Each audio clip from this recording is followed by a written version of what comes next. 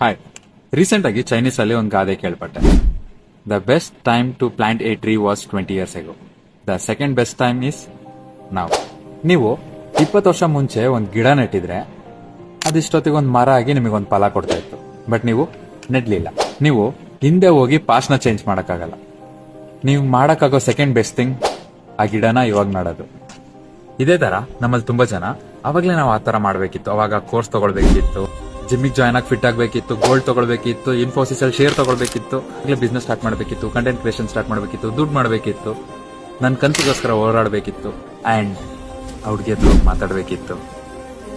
ಈ ತರ ತುಂಬಾ ಅವಾಗ್ಲೇ ಮಾಡಬೇಕಿತ್ತು ಅಂತ ಇವಾಗ ಒಳಗೆ ರಿಗ್ರೆಟ್ ಪಡ್ತಾ ಇರ್ತೀವಿ. ಅದನ್ನೇ ಥಿಂಕ್ ಮಾಡ್ತಾ ಇದ್ರೆ ಇವಾಗ ಏನೂ ಆಗಲ್ಲ. ಮೇ ಬಿ ನೀವು ಅವಾಗ ಮರ್ತೋದ್ರೇನೋ, ಇಲ್ಲ ಲೇಜಿ ಆಗಿದ್ರೇನೋ, ಇಲ್ಲ ಬೆಸ್ಟ್ ಟೈಮ್ ಬರಲಿ ಅಂತ ವೆಯ್ಟ್ ಮಾಡ್ತಿದ್ರಿ. ಬಟ್ ನಿಜ ಏನ್ ಗೊತ್ತಾ, ನೀವು ಅದನ್ನ ಮಾಡಬೇಕಿತ್ತು, ಬಟ್ ಮಾಡಿ. ಸೊ ಇವಾಗ ಮಾಡಕ್ಕಾಗತ್ತೆ ಅಂದ್ರೆ ಮಾಡಿ. ಬಿಕಾಸ್ ಒಂದ್ಸಲ ನೀವು ಮಾಡಕ್ಕಾಗಿಲ್ವಲ್ಲ ಅಂತ ರಿಗ್ರೆಟ್ ಪಟ್ರೆ ಲೈಫ್ ಲಾಂಗ್ ರಿಗ್ರೆಟ್ ಪಡ್ತೀರಿ.